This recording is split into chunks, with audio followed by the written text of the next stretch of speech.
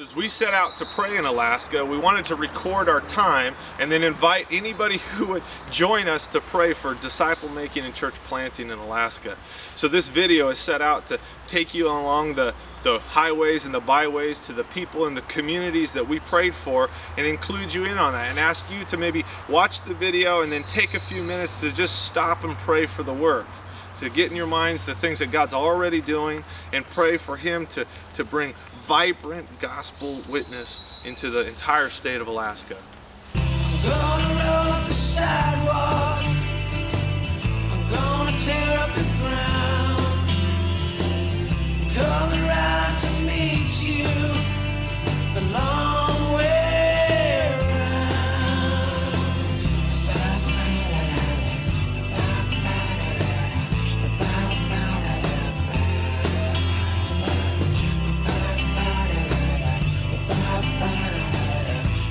Well, there's a lot of ways that people like to get out and see God's creation and see His beauty.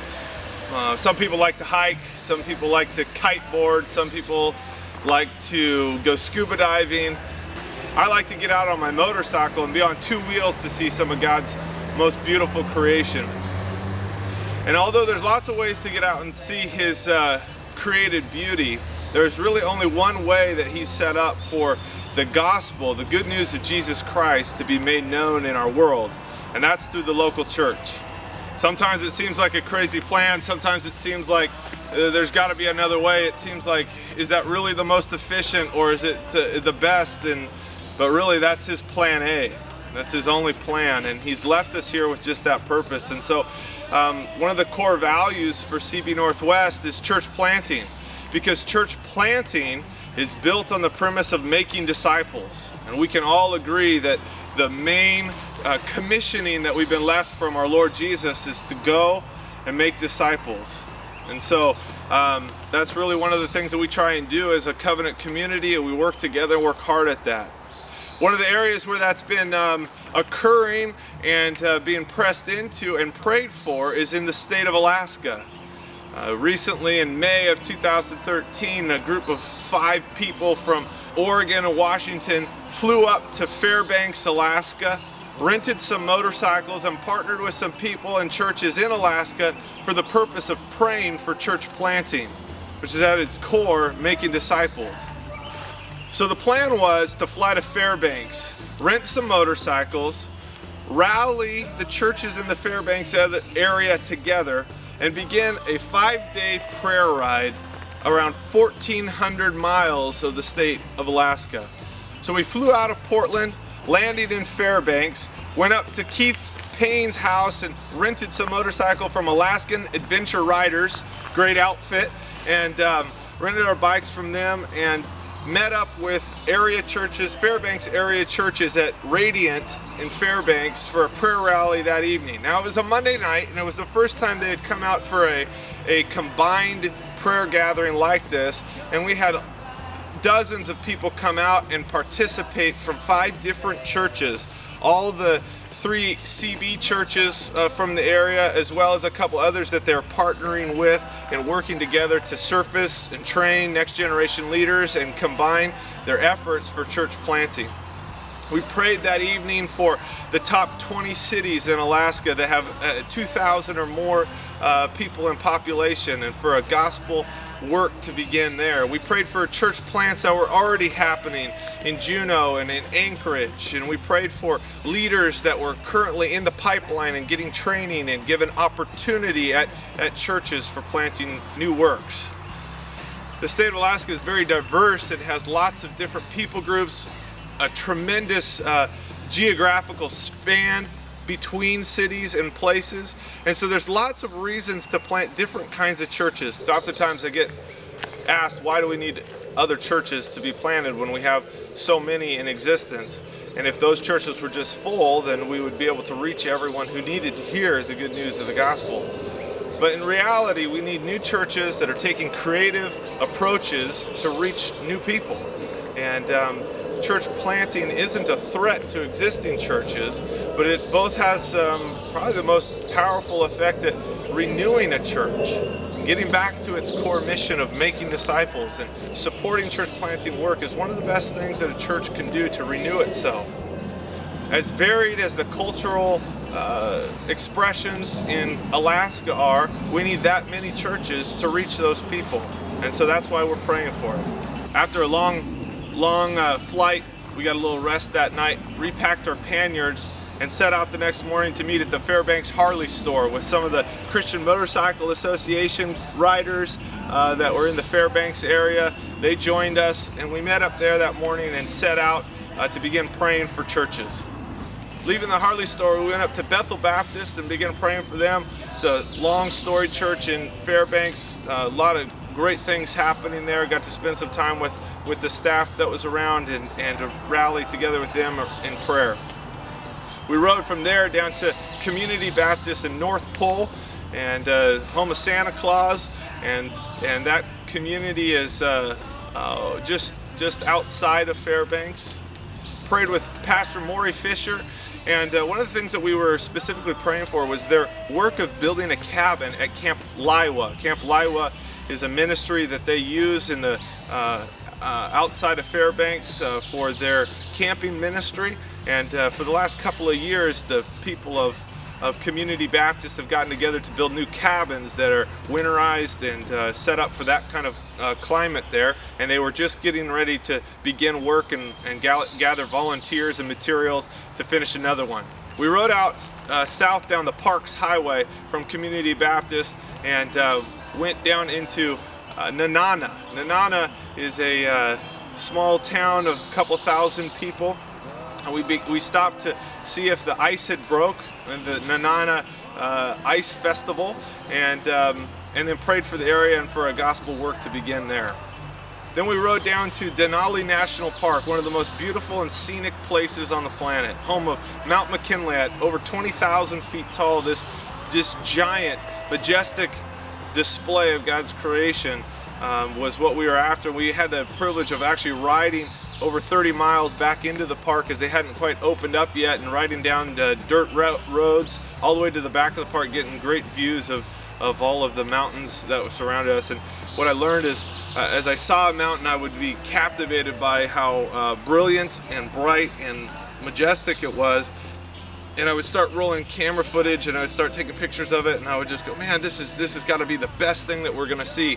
And then we'd ride a little bit further and come around another bend, and all of a sudden a new level of mountains would arise, and I go, oh, that's got to be it. That's got to be the best thing that we got. That's what postcards are made out of. And we come around another corner, and oh, that's it. That's finally it.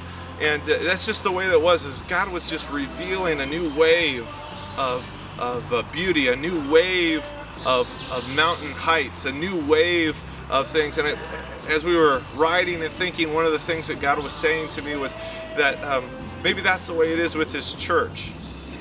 As you come around new bends, and that He would be gracious in planting new vistas and new mountain ranges and taking new hills. There's always something that He's doing that's far greater than what we can see at the moment. We rode out of the parks down into a place called Trapper Creek, which is really a wide spot in the road.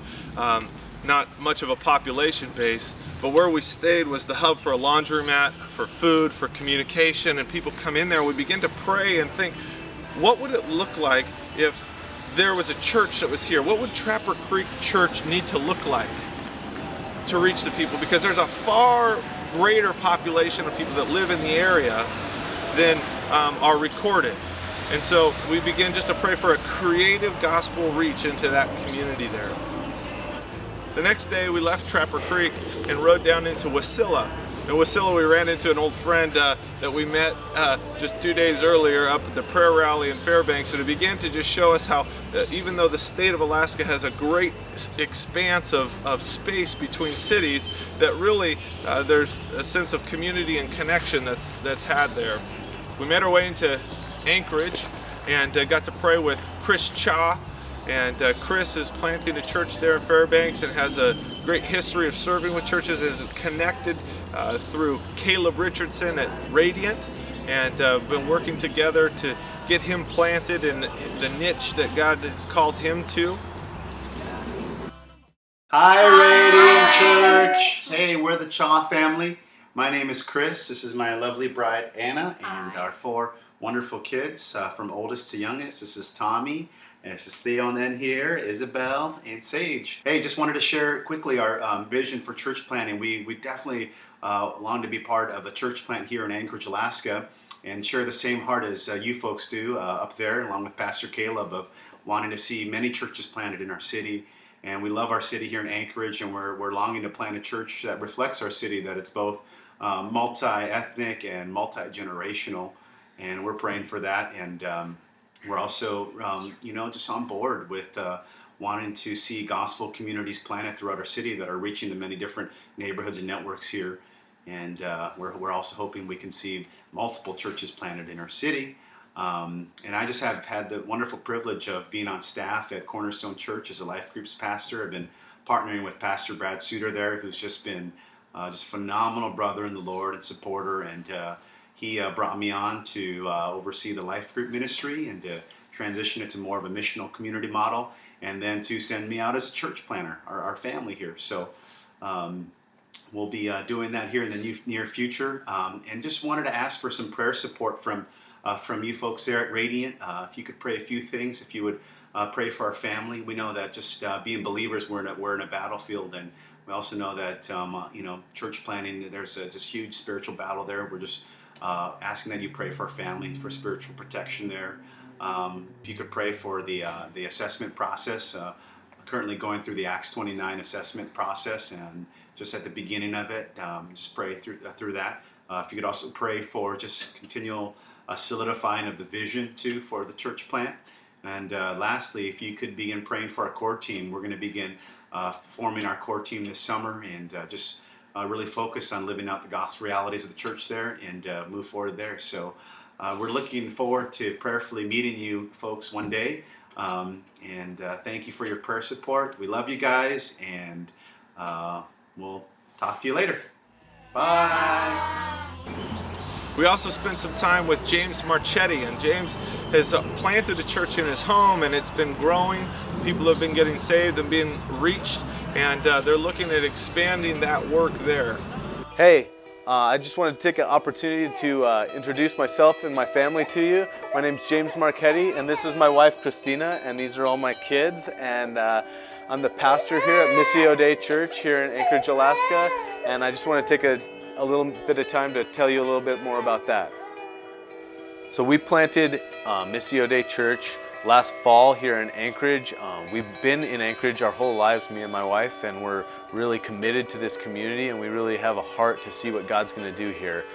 We started meeting in our home for community group on Thursday nights, and we've just seen God do really good things, and we're outgrowing the space that we have, and so we're going to send out a couple to replicate the community group and be on mission in their neighborhood. And then we're going to at the same time start our Sunday gathering. So the areas where you can be praying for us and supporting us are that we would continue to have opportunities to minister the gospel, and that Jesus would continue to build this church here, that he'd raise up disciples that would be leaders in his church, and that he'd give us a place and an opportunity and the finances to be able to do our gatherings on Sundays. So those are the areas you can support us in, and we just I thank you for your time. And if you want to know more about us, look us up on our website at missiodeichurchak.com, or check us out on Facebook. Thanks.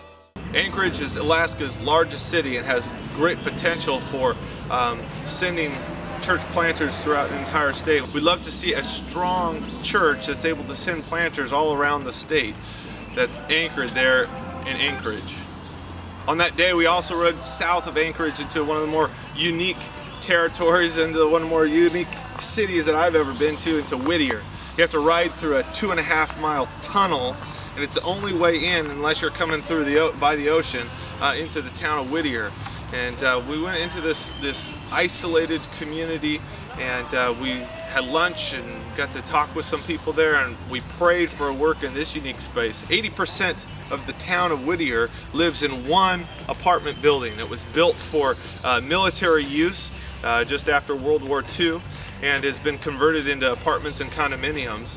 And begin to think, if you had 80% of a town living in one building, in one space, what kind of a church would it take to reach that place for Christ? Who's going to go there? Who's going to bring the good news to Whittier? We rode up out of Whittier and stopped and stayed with a wonderful missionary couple who opened their house to a couple of ragged, road-tested bikers, and we crashed at their place for the evening. We got to pray with them the next morning in their beautiful setting, and they blessed us and sent us off down the old Glen Highway. We motored through the city of Palmer, beautiful spot, lots of people, lots of opportunity for gospel work there. We rode out that highway there that's full of glaciers and beautiful vistas and went to a Victory Bible Camp. Wonderful work outside of Anchorage there, and got to pray with the director Joel, drink some of his coffee, sit in his rocking chairs and look at the views that he gets to enjoy all the time, and just pray for him as he was getting ready for a full camping season. And Victory Bible Camps is the overseer partner, mother hen of Camp Liwa, and so those ministries are connected, and so we were excited to connect there and see the work that was being done. We went through from Victory Bible Camp into the town of Glen Allen. Glen Allen is home to Alaska Bible College, and so as we stopped there for fuel and stopped there for lunch, we prayed for the Bible College and the training of students there and the work that they were doing, for the future of their campus plans and how they were going to maximize the resource there for reaching and training a next generation of church leaders. From Glen Allen, we took the 117-mile detour down to Valdez, Alaska. We rode through a Thompson Pass. We got down there to see the views of Valdez, which ended up socked in with rain and fog, but that didn't stop our prayers. We were able to meet up and to pray there in the city of Valdez, and pray for that area, talk with some people about what was going on, what God was doing in the churches in that area. Out of Valdez, we went back up the highway into Delta Junction, another spot on the highway that's essential for getting the supplies and the connections that you need. So fueled up, a place to sleep. Some of the most beautiful riding coming into Delta Junction, where we escaped 11 moose on the road, a couple of herds of caribou, and definitely some wind and snow. And just after a long day of 560 plus miles, it was great to find a bed in Delta Junction and meet some people in the area and get to pray with them. Get to hear their personal stories of how God was working in their lives, and really brought to life hearing some of those personal stories of the guy at the deli that fed us a sandwich after they had closed, but opened up the deli to get us some food because it's the only place that was open when we rolled into town, and hear his story and then connect that with the many others that need to be reached in the town of Delta Junction. Left Delta Junction and made it up to Chena, and in the Chena area they have a hot springs and a community place for people to resort and rest, and so we were able to get up there and soak a little bit and meet people from all over the state, actually all over the world, who come there to soak and to rest. On the way back from Chena, we stopped at Camp Liwa and got to see the building progress of the cabin that Community Baptist was working on, which was great to see them and see the work, and they're well underway of completing that cabin. Now we realized that even traveling over 1,400 miles, we only scratched the surface of the places in Alaska. So there's a number of places that we weren't able to ride to, like Homer, Unalaska, and Nome, and Prudhoe Bay, and all of these places that definitely need gospel witnesses there, and that need new works. But we weren't able to ride there on this trip, at least, and so we just want to show you where they're at in the map and encourage you to pray for them as we continue to pray for this important work. Hi, Mike and Deb Reidman here from not so sunny southeast Alaska, where we are planting Radiant Church Juneau. Thanks for loving us. Thanks for praying for us. We are involved right now and through the summer with working on forming more relationships with people, more connections. We also want to form 2 more gospel communities, one downtown and one over at the university area, which is just not even a mile from where we live right now. So again, thanks for caring about church planting as our Lord does. Thanks for caring about us, and we are really, really, really, really humbled to be a part of your team.